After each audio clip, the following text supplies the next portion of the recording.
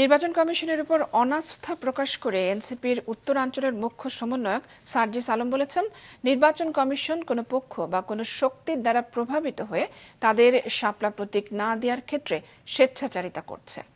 গতরাতে ঠাকুরগাঁও শহরে এক মত বিনিময় সভা শেষে সাংবাদিকদের একথা বলেন তিনি। সার্জিস আলম আরও বলেন, শাপলা প্রতীক দিতে আইনগতভাবে কোনো বাধা না থাকায় স্বাধীন একটি প্রতিষ্ঠান কোনো রাজনৈতিক দলের সাথে স্বেচ্ছাচারিতা করতে পারে না।